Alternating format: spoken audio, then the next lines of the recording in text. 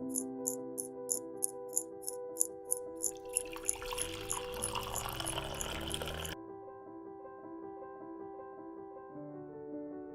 Diah Puspitasari, spesialis kulit dan kelamin. Biasa sih dipanggil dokter Popi ya. Teman-teman sih manggilnya Popi. Hari-hari sih kalau pekerjaan ada beberapa. Jadi pertama praktek sebagai dokter spesialis kulit dan kelamin ada di 2 klinik di Bandung ini. Kemudian saya mengajar juga di Departemen Ilmu Kesehatan Kulit dan Kelamin sebagai dosen tidak tetap, dosen tambahan ya, dosen tidak tetap itu dari sejak lulus. Saya juga sebagai konsultan di 2 perusahaan di Jakarta. Yang pertama itu adalah PT Martina Berta Tbk. Itu perusahaannya yang memproduksi beberapa brand kosmetik ya, seperti mungkin yang agak familiar Sari Ayu, Eri, Rudi Hadi Suwarno, dan lain-lain. Kurang lebih ada sekitar 12 brand di kami gitu. Saya bekerja juga di sebuah perusahaan internasional namanya PT Skin Control Idea Indonesia. Jadi base perusahaannya sih sebetulnya di Prancis, tapi mereka punya cabang di Indonesia ini. Nah, pekerjaan saya sih hari-hari di situ mengerjakan pengujian produk kosmetik dan skincare.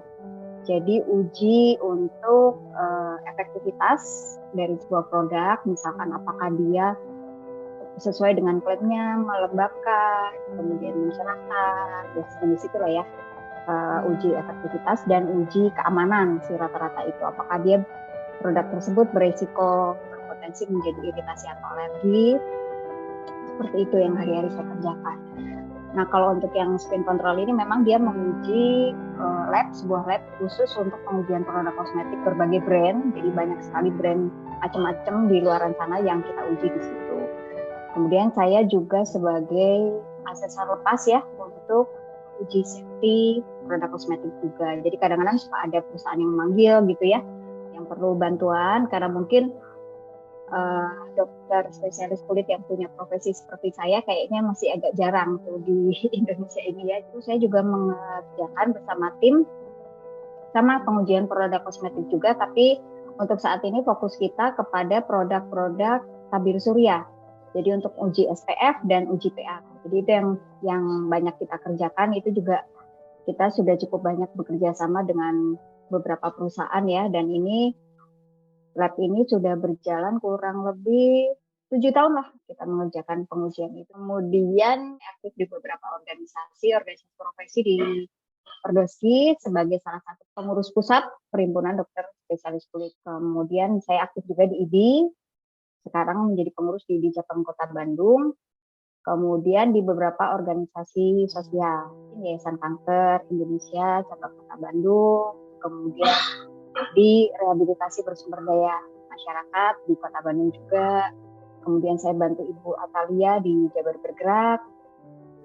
Kemudian yayasan-yayasan saya sendiri yang berhubungan dengan teman-teman disabilitas ya. Ada Yayasan Mata Hati Indonesia namanya, Yayasan Cahaya Inklusi Indonesia, dan terakhir kita bikin sebuah yayasan namanya Yayasan Bumi Inklusi Berdaya. Lakukanlah sesuatu walaupun itu kecil gitu ya. Karena yang kecil itu bisa jadi besar manfaatnya buat orang lain. Jadi kalau misalkan kalian pengen berbuat sesuatu tuh nggak usah nunggu-nunggu ya. Nunggu nanti kaya, nunggu nanti punya waktu, nunggu nanti leluasa gitu. Karena kalau kita nunggu kayak gitu ya nggak akan bergerak-bergerak gitu. Sesempit apapun kita, kalau misalkan kita mau bersedekah atau mau berbuat itu ya di saat kita, baik kita dalam kondisi lapang maupun kondisi sempit gitu. Jadi sekecil apapun yang kita bisa lakukan gitu, karena bisa jadi yang kecil itu ternyata manfaatnya besar buat orang lain. Jadi nggak usah takut bahwa kita tuh kayak seolah-olah nggak punya peran atau perannya kecil banget, nggak apa-apa gitu. Dan nggak usah menunggu karena kita nggak tahu waktu kita sampai kapan. Ya belum tentu kan kita umurnya sampai tua, belum tahu gitu. Kita kan nggak tahu umur kita sampai kapan. Kita juga nggak tahu apakah kita beneran bisa kaya raya atau enggak. Tapi paling nggak kalau kita nggak punya uang, kita punya tenaga, kita punya waktu, kita punya pemikiran yang bisa kita sumbangkan gitu. Dokter alumni Akuntat dok, kalau boleh tahu ya. Itu dari angkatan berapa? Saya masuk itu tahun 91. Saya kuliah itu dulu masih full di RSAS ya. Ketika kita kuliah beban kita itu sangat besar ya. Memang kuliah di FK itu ya beda sih sama kuliah-kuliah di tempat lain ya. Kayak kita tuh lebih fokus, kemudian perlu energi yang besar gitu ya untuk belajar tuh memang benar gitu. Cuma tetap berorganisasi, berkomunitas, kemudian berjejaring, karena itu nanti bisa menjadi salah satu batu loncatan ya buat kita untuk bisa bekerja ataupun banyak kesempatan lah yang kita dapat gitu ya. Saya sih dulu sebetulnya nggak aktif-aktif amat di UKM, apalagi UKM zaman dulu kan kayak sekarang ya, macam-macam gitu ya kegiatannya. Saya dulu paling suka bantu-bantu tuh di Senat Mahasiswa aja, itu pun juga nggak yang rutin banget. Secara prestasi juga saya sih sebenarnya biasa-biasa aja sih, karena memang mengejar teman-teman yang memang jauh lebih rajin dan lebih pintar itu yang nggak gampang gitu. Tapi kemudian saya baru menemukan keasikan di dunia kedokteran itu ternyata setelah berinteraksi dengan orang ya. Pada saat sudah mulai banyak interaksi dengan orang lain itulah saya baru menyukai yang namanya kedokteran ternyata menyenangkan juga. Apalagi pas udah mulai koas ya kan, kita ketemu pasien, itu barulah saya menemukan saya mulai bisa menikmati menjadi dokter itu ternyata menyenangkan gitu.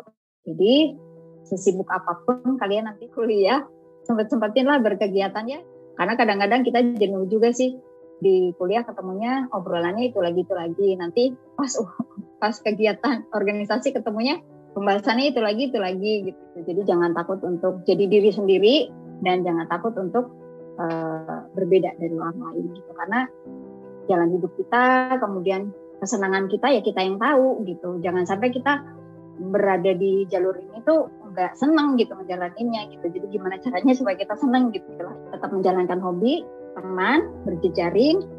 Nah itu pasti bakalan seru. Cari banyak cara lah supaya bisa survive. Tips dari dokter untuk kita survive gitu dalam masa adaptasi kita ini. Orang mungkin punya cara yang berbeda ya. Tapi kalau aku salah satunya lihat teman-teman disabilitas aku itu kayak mereka juga dengan kondisi yang terbatas gitu bertahan kok. Kenapa kita nggak bisa bertahan gitu ya? Orang yang terbatas aja penglihatannya, pergerakannya, pendengarannya, gitu aja mereka survive, kita nggak bisa gitu ya. Nah, tapi ya tiap orang punya cara. Mungkin kita banyak berbagi sama orang ya apa gitu. Kalau memang kita bisa ada uang lebih sedekahin walaupun kecil. Ya, kita membagi untuk orang lain tuh maka rezeki itu akan kembali ke kita dan tidak selalu dalam bentuk materi, tapi bisa dalam bentuk kesempatan, dalam bentuk pertemanan, dan bentuk kemudahan. Gak pernah kebayang juga sih bakalan jadi dokter spesialis ya, karena saya tuh dari lulus ke sekolah lagi tuh lama banget. Jadi saya tuh generasi terakhir yang mengalami PTT. Dulu ada kan, kita setelah lulus itu ada kewajiban untuk bekerja dulu di luar daerah ya di luar gitu. Di bawah arahan Kemenkes ya selama 2-3 tahun gitu. Nah habis PTT itu kan setelah generasi saya itu orang boleh langsung sekolah gitu. Nah terus terang kalau saya pribadi memang dari sejak awalnya juga pertama bukan dari keluarga yang mampu banget gitu ya, keluarga orang tua saya biasa-biasa aja, dan kebetulan juga saya dari usia 15 tahun itu udah yatim-piatu. Jadi ayah sama ibu tuh udah meninggal. Keduanya pegawai negeri biasa sih gitu. Jadi ya ada sih istilahnya peninggalan orang tua ya, pensiunan gitu. Tapi yang nggak besar-besar amat gitu ya. Nggak kebayang lah bakalan cukup gitu ya buat sekolah spesialis. Jadi dari lulus ke sekolah spesialis itu hampir 10 tahun baru sekolah lagi. Alasan khusus sih sebetulnya pada saat itu hanya lebih kayaknya kulit enak nih, nggak banyak jaganya gitu ya. Cocok buat ibu-ibu yang udah punya anak gitu ya, walaupun ternyata begitu masuk ternyata ada jaga juga, kirain kalau di kulit nggak ada jaga ya.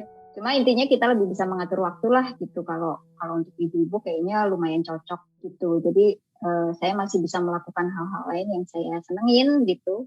Adakah pengalaman yang memorable buat dokter? Ada sih beberapa, mungkin 1-2 kasus. Kalau di ilmu kesehatan kulit dan kelamin itu banyak kisah menarik sebenarnya, terutama di bagian infeksi menular seksual. Wah itu seru, banyak cerita menarik sebetulnya di situ ya.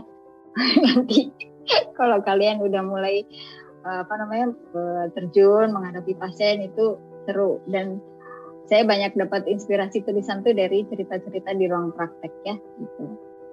Pasien-pasien EMS tuh banyak cerita ya di baliknya, kisah-kisah lebih ke arah sosialnya mungkin ya, maksudnya oh ternyata background masyarakat kita itu seperti itu. Jadi mungkin sebagai gambaran ya, dulu zaman saya koas itu pasien-pasien IMS tuh di zaman saya dulu ya, itu rata-rata di usia 20 tahunan ke atas. Ini sekarang ini saya udah banyak tuh dapat pasien umur-umur 13, 14, 15 yang udah kena infeksi menular seksual. Jadi yang ngeri sih sebenarnya kalau melihat situasinya seperti itu ya. Jadi kasus MS itu sangat banyak dan selalu menarik untuk ditelusuri ada apa sih sebetulnya di balik itu semua gitu ya. Banyak cerita gitu. Nah, kasus yang lain mungkin saya dulu pernah dapat satu kasus waktu zaman PPDS, anak-anak usia 12 tahun yang sudah lama dirawat di bagian yang lain, tapi kemudian dikonsulkan karena ada kelainan kulit di mukanya. Akhirnya belakangan di kita tegak baru ketahuan bahwa ternyata kelainan kulit itu akibat ada leukemi. Jadi ada kanker di darah sebetulnya yang menyebabkan terjadi manifestasi di kulitnya, dan itu hampir 1 tahun tidak terdiagnosis gitu. Jadi ya kita harus waspada ya kalau misalkan melihat kelainan kulit yang aneh banget gitu, tumornya gede-gede terus bentuknya nggak jelas gitu ya, itu kayaknya kita mesti hati-hati, apalagi kalau orangnya kelihatan pucat, lemas, wah ini hati-hati ke arah kesana. Mungkin kasus emergensi saya pernah dapat satu orang yang TEN, kalian udah pernah tahu TEN belum? SJS versi beratnya ya, Dependency Syndrome RC obat, tapi yang versi beratnya itu juga merawat pasien yang kondisinya seperti itu juga lumayan ya, karena kita antara dosis obat yang harus tinggi banget gitu, tapi kemudian kita juga harus memikirkan resiko efek sampingnya. Tapi kadang-kadang memang harus memutuskan gitu, kalau misalkan dosisnya memang harus tinggi banget dan itu sifatnya life saving ya harus kita lakukan gitu.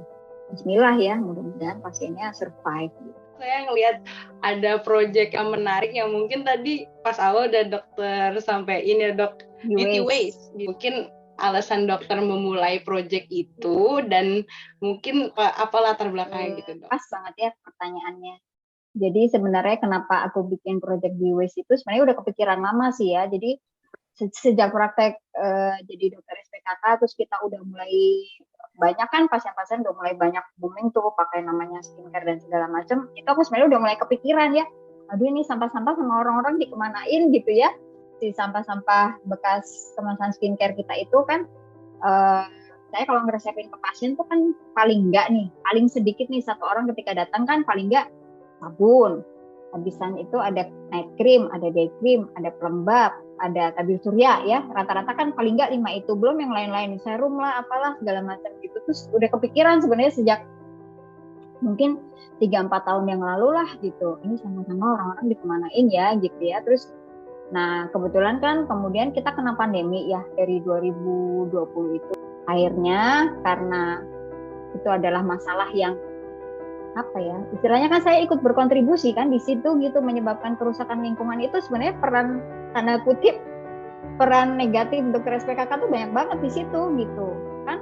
Itu baru saya sendiri loh gitu, satu pasien misalkan sehari 10 pasien misalkan, sebulan udah berapa satu dokter ya, di satu klinik mungkin ada lebih dari satu dokter kan, bisa 5 bisa 4. Nah kemudian kalau dijumlahkan lagi se-Bandung udah berapa banyak, belum se-Indonesia gitu ya. Kebayangkan sampai yang dihasilkan kalau tidak dikelola dengan baik gitu. Nah terus ya karena saya banyak main sama teman-teman disabilitas, di satu sisi teman-teman disabilitas itu mereka tuh sulit mencari pekerjaan ya, karena pekerjaan formal maksudnya, karena kan rata-rata pendidikannya terbatas, kayak sekolahnya rata-rata telat. Mereka tuh SD tuh baru masuk SD tuh bisa umur 12 tahun, 10 tahun, karena pertama kesadaran orang tuanya ini, kemudian lingkungannya juga mungkin nggak mendukung ya untuk mereka bisa sekolah segera seperti kayak kita gitu. Jadi akhirnya kan yang benar-benar sekolah formal kemudian bisa mendapatkan pekerjaan yang formal tuh sangat jarang gitu. Jadi kan kebanyakan dari mereka nggak ada lapangan pekerjaan yang tetap lah. Akhirnya saya ngajakin lah teman-teman disabilitas nih, mau nggak bantuin aku nih ngumpulin sampah-sampah kemasan skincare dari klinik-klinik, terus kita olah bareng gitu. Ya akhirnya muncullah konsep itu, pengelolaan sampah bekas kemasan skincare berbasis pemberdayaan yang sifatnya inklusif gitu. Jadi tim kita itu sekarang ini saya punya 10 orang ya. Sebagian besarnya penyandang disabilitas. Ada yang daksa, ada yang low vision. Jadi berangkat dari situ sih sebetulnya Rindu. Jadi berangkat dari dua hal yang dua-duanya itu memang keseharian saya banget gitu. Saya coba gabungkan lah dalam proyek ini. Memang belum berkembang besar banget sih, tapi ya paling tidak saya sih selalu yang tadi, kembali lagi ke prinsip yang tadi. Walaupun kecil kerjakan aja gitu loh. Kalau misalkan nunggu-nunggu entah sampai kapan ya nggak tahu, sampai kapan nggak akan jadi-jadi gitu. Jadi kayak pas begitu teman-teman mau nggak bantu, ayo yuk, ya udah kita mulai aja. Mulailah start dari langkah yang terkecil sekalipun, tapi paling tidak kita sudah memulai kan gitu, daripada hanya menonton orang lain dan kita nggak berbuat apa-apa gitu. Jadi akhirnya kita kelolalah sampah itu, jadi kita hancurin terus kita jadiin produk baru yang bernilai jual. Mungkin ada kesan atau pesan gitu yang dapat dokter berikan kepada kami dalam menjalani tahun pertama di FK Unpad. Sekarang rasanya gimana, kok saya boleh nanya dulu deh? Awal-awal tuh pastinya seneng banget kan keterima di FK, apalagi FK Unpad gitu yang wah keren banget deh, gak kaget gitu. Insya Allah bisa survive karena cutting-cuttingnya yang baik-baik banget. Ini gak ada senioritasnya sama sekali dok, bersyukur banget masuk FK Unpad. Begitu pengumuman, seneng banget gitu ya. Begitu 2 minggu pertama, sebulan langsung gitu. Tapi tenang, semuanya akan terlewati, jangan khawatir gitu ya. Kalian ada di situ itu berarti kalian sudah terpilih gitu, dan kalian pasti akan bisa melewati semuanya walaupun kayaknya berat gitu ya. Nah, support teman-teman satu grup itu juga penting, support keluarga apalagi itu akan sangat penting ya, karena kalau nggak ada dukungan keluarga kalian juga, apalagi nanti kalau spesialis, wah itu berat kalau nggak ada dukungan dari keluarga ya. Jadi akan seneng kalau ya masuk bareng kemudian nanti keluar bareng, kan seneng banget ya. Nah, ya intinya sih perjalanan kalian tuh masih panjang ya, dinikmati aja gitu, nanti toh juga akan lewat semuanya. Tapi yaitu belajar terus, tapi main juga jangan lupa karena itu akan menjadi penyeimbang tadi ya. Belajar, tetap main, kemudian tetap melakukan hobi. Jangan lupa punya target ya, dan kalau ada target itu bisa apapun, artinya bukan hanya dalam sekolahnya ya, tapi yang lain-lain juga. Jadi kita tuh kalau punya target itu kayak akan lebih senang ketika bisa mencapai itu. Dan kalau target sudah tercapai, jangan lupa berikan reward untuk diri sendiri gitu ya. Siap dok. Baik dok, dalam perjalanan yang masih panjang ke depan juga kita jangan lupa untuk tetap menjalani hobi dan refreshing juga ya dok selama menjalani. Jangan lupa jadi diri sendiri dan jangan takut untuk tampil beda dari orang lain ya. Gak usah ikut-ikutan orang lain gitu, nanti kita nggak happy ya, harus nyaman. Jadi semua yang kita lakukan itu kita harus dengan dan keadaan senang gitu. Semua pekerjaan, semua tugas yang dijalankan, lakukan dengan perasaan yang bahagia. Itu pasti akan lebih menyenangkan. Saya dan teman-teman semua juga mengucapkan terima kasih gitu dok yang sebanyak-banyaknya sudah hadir kali ini dan memberikan insight-nya gitu kepada kami. Kami juga mohon maaf gitu atas ada salah kata atau mungkin perbuatan. Sekali lagi kami mengucapkan terima kasih dok. Sukses buat kalian semua. Tadinya kalau kita ketemu langsung saya mau kasih kalian hadiah buku semuanya, tapi berhubung kita nggak ketemu, mungkin lain waktu ya kalau ada kesempatan berkabar nanti akan saya siapkan buku buat kalian semua. Baik dok.